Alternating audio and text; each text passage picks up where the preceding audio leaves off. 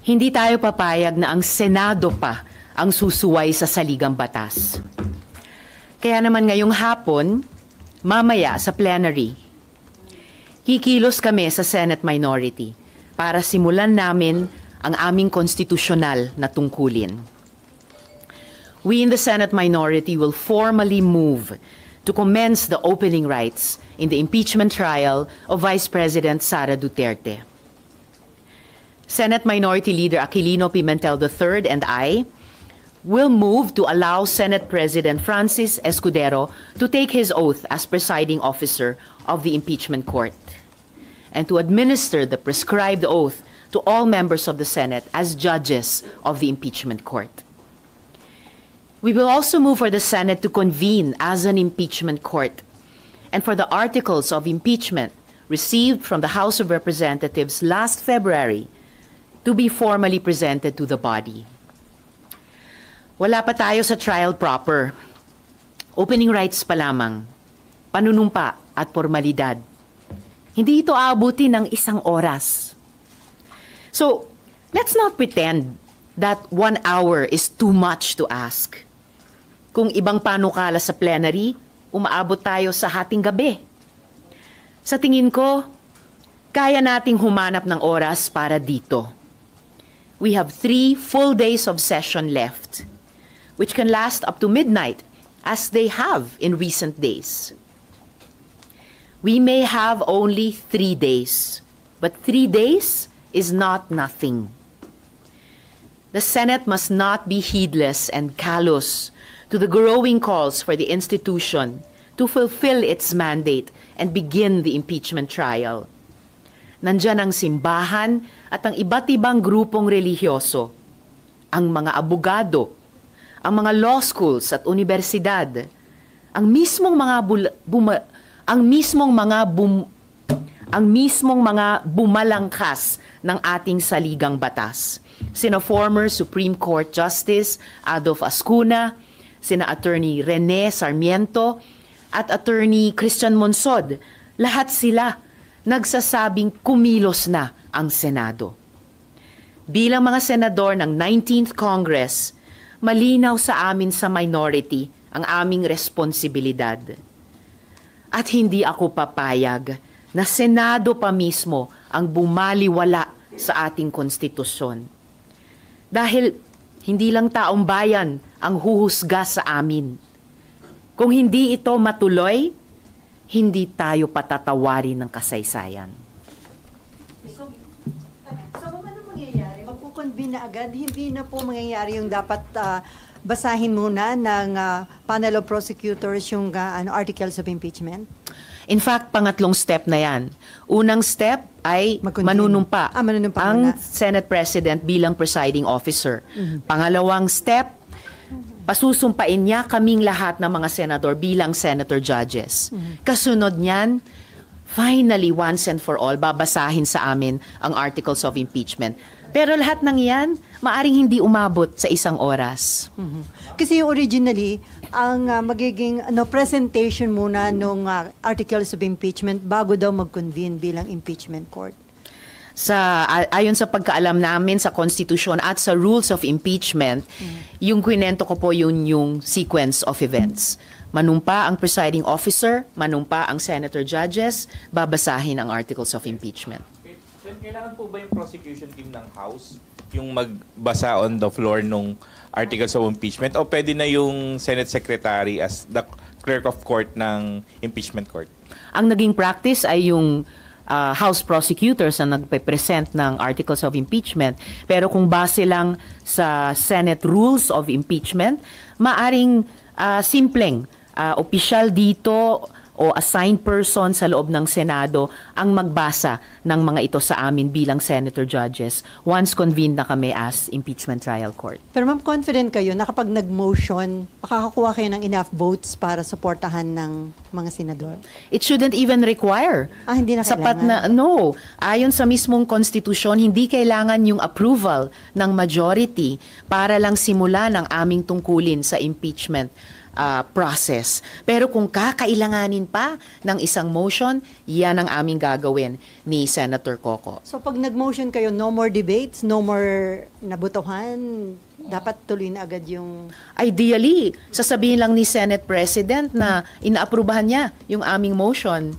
Kasi even that, hindi na sana kakailanganin kung lamang sinunod namin ang konstitusyon na upon receipt of the articles of impeachment transmitted by the House, forthwith, ituloy na namin ngayong linggo ang Senate impeachment trial.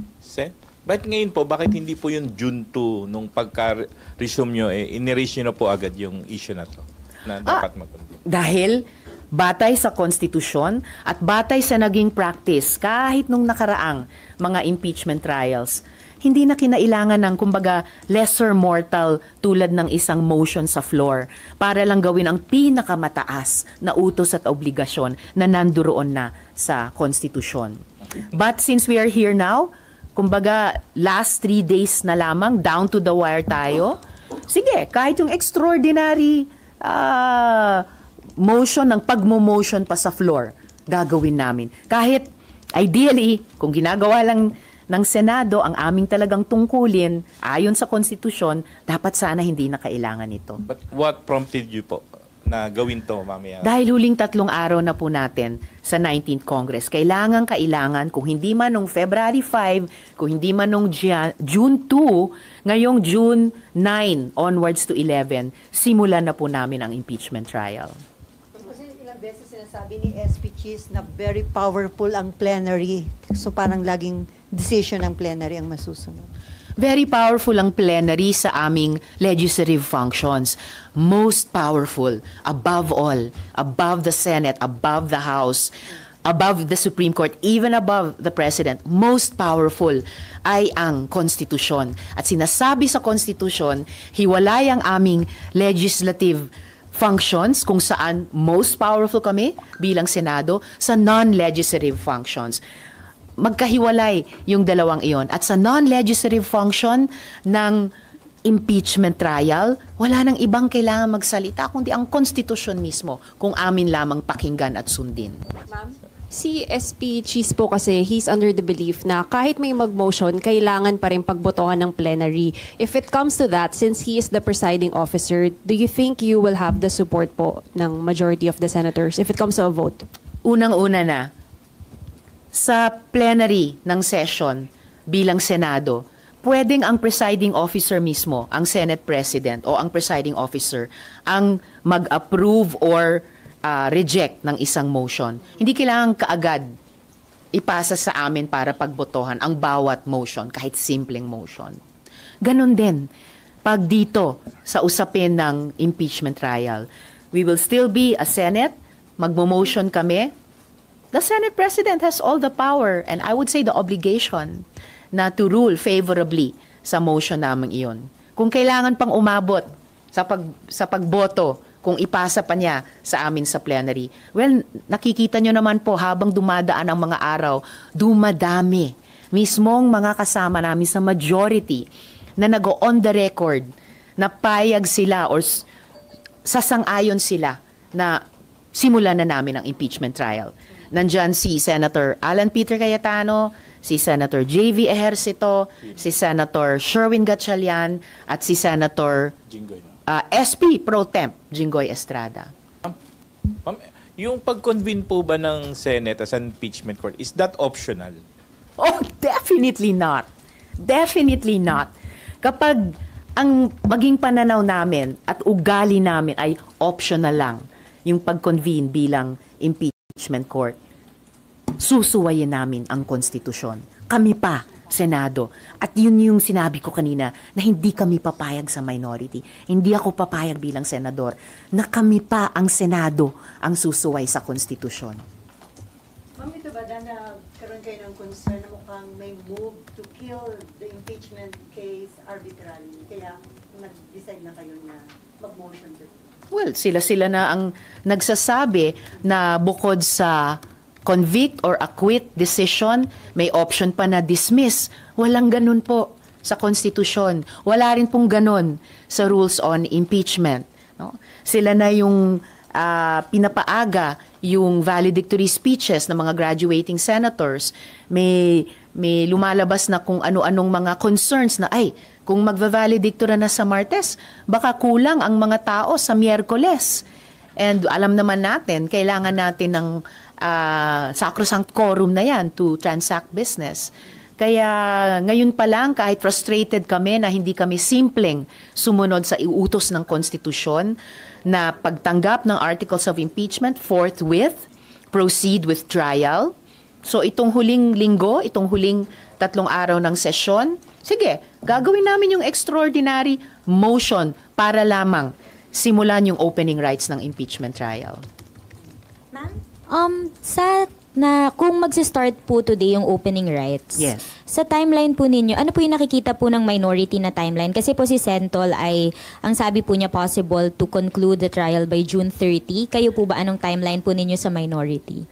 Wala po kaming binubuong or ipinapanukalang timeline kasi opening rights pa lang nga, hindi pa magawa-gawa eh. So we want to get over this first. Dapat hindi siya naging hurdle. Pero naging hurdle pa. We just want to get over this first hurdle. Kaya ngayong umaga, or nung inilabas yung ganong panukala na hanggang June 30, premature pa talaga. At saka, isipin natin, 19 days? Yun lang ba ang naiisip naming ibigay na time frame sa ganitong kaimportanteng proseso? Sa simpleng civil cases lang nga eh. Halimbawa yung pagbibigay ng bayad or pagsisingil ng bayad. Ang rules of court nagbibigay po ng 30 araw para doon. Ano pa kaya sa isang napaka-importanteng constitutional process tulad ng impeachment? And remember, hindi lang po iisang article of impeachment ito. 7 articles of impeachment. Hindi pa nga namin narinig formally ano-anong mga articles. Hindi pa nga namin narinig ano-ano yung pinipresent nilang mga ebidensya, mga witness. Wala pa po kaming pagkakataon magtanong sa mga ito. So paano namin masasabi ngayon pa lang na 19 days kaya na naming tapusin ang ganyang kaimportante at maaring mabigat? Kasi meron lang kaming chance matimbang gaano kabigat ba, gaano katagal namin kailangang tanungin ito kapag narinig na namin. Hanggang ngayon, hindi pa napagbigyan yung prosesong iyon. Hindi po ito wala pong express lane sa impeachment. Hindi rin siya online shopping na may express delivery. Bigyan naman natin ng hustisya ang prosesong ito. Bigyan natin ng hustisya pareho ang mga panig ng House prosecutors at pati yung kampo ni VP Duterte. At higit sa lahat, bigyan natin ng hustisya ang taong bayan na kumakapit sa konstitusyon at dumadami at lumalakas ang mga boses na pinagsasabihan kami, gawin nyo na ang tungkulin ninyo. Pero ma'am, tama po ba? At least for this week, today, opening rights, and then tomorrow and Wednesday, ano pong mangyayari? Basta pwedeng, once buksan namin yung impeachment trial, mag-constitute kami as impeachment court, doon namin pwedeng simulang pag-usapan yung timetable at gawin sa susunod na 2 araw ang mapag-usapan na para sa una at ikalawang araw pagkatapos mag-convene. At yung nalalabi pa, yung kakailanganin, kung anuman ang kakailanganin in fairness sa process, pwedeng ituloy ng 20th Congress. Ma'am, clarification lang. Bali mamaya, aasahan natin opening rights and then tatry nyo rin makapag-convene as impeachment court. Asahan nyo po na magmo-motion kami ni Senator Pimentel na gawin na namin ang opening rights, which would constitute convening ourselves as impeachment court. Panunumpa ng presiding officer, panunumpa naming senator judges, pagpresenta sa amin ng articles of impeachment. Okay. Lala po. Yes. Kailangan po na within the day, masabihan na din po yung Kamara kung may reading, mapresenta na yung articles of impeachment, paano po yung mangyayari? Well, kung mabalitaan na nila ito, yung aming gagawing motion, nasa sa kanila na po kung paano sila kikilos o hindi kikilos. Basta natapos nila yung trabaho nila hanggang sa transmittal ng articles of impeachment, ang bola nasa korte ngayon ng Senado. So, yung shot clock, matagal nang nag-run out. No? Time to move and not a moment more to lose. Thank you po. Salamat po.